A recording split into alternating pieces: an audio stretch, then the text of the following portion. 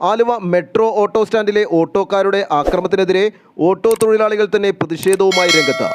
ഇതിനിടെ ആലുവ മെട്രോ സ്റ്റാൻഡിൽ ഊബർ ഡ്രൈവറെ ആക്രമിച്ച കേസിൽ 3 ഓട്ടോ ഡ്രൈവർമാർക്കെതിരെ ആലുവ പോലീസ് കേസെടുത്തു.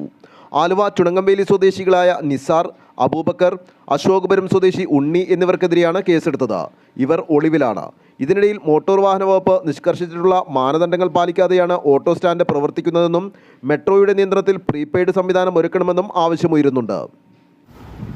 ആലുവ മെട്രോ സ്റ്റാൻഡ് ഉണ്ടായ സംഭവം ഒരു ഓട്ടോ തൊഴിലാളിയെ മറ്റു 3 ഓട്ടോ തൊഴിലാളികൾ ചേർന്ന് ആക്രമിക്കുന്ന സംഭവം ഒരു കാരണവശാലും ന്യായീകരിക്കാൻ പറ്റുന്ന ഒരു കാര്യമാണ്.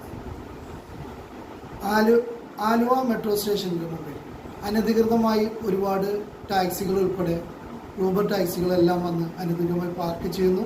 അവിടെ ഓടുന്ന കുറച്ച് ഓട്ടോകളുണ്ട് അരി വാങ്ങാൻ വരുന്നവർ, മറ്റൊരും അരി വാങ്ങാൻ വരുന്നവരാണ്. പക്ഷെ ഒരു സ്റ്റാൻഡിന് മുമ്പിൽ മറ്റൊരു വണ്ടി നിന്നുണ്ടാകുന്ന ചില പ്രശ്നങ്ങൾ, പക്ഷേ ഇത് അധികാരികൾ അവിടെ ഒരു വണ്ടിയും പാർക്ക് ചെയ്യാതെയും അവിടെ വന്ന ആളുകൾ പിക്കപ്പ് ചെയ്തെടുക്കുന്നതല്ലാതെ പാർക്കിംഗ് നിരോധിച്ചാൽ തന്നെ അവിടുത്തെ ബ്ലോക്കും കുറേ പ്രശ്നങ്ങൾ പരിഹരിക്കും. ഇവിടുത്തെ അധികാരികൾ അതിനു വേണ്ട നടപടികൾ ആദ്യം തന്നെ എടുക്കുക. ഇങ്ങനെയുള്ള വഴക്കും പ്രശ്നങ്ങളും ഒഴിവാക്കാൻ ഏറ്റവും നല്ലതാണ്. തമ്മിലുള്ള അടിയും പിന്നെ ഇങ്ങനെ 1-2 ഡ്രൈവർമാരിൽ നിന്നുണ്ടാകുന്ന ചില പ്രശ്നങ്ങൾ മൊത്തം ഓട്ടോ തൊഴിലാളികൾക്ക് ബുദ്ധിമുട്ടായിട്ട് വരുന്നുണ്ട്. എല്ലാ വിഭാഗത്തിലും ഇങ്ങനെ 1-2 പേരുണ്ടാകും. ഏത് മേഖലയാണോ ആ മേഖലയെ ചീത്തപ്പേരുണ്ടാക്കാൻ.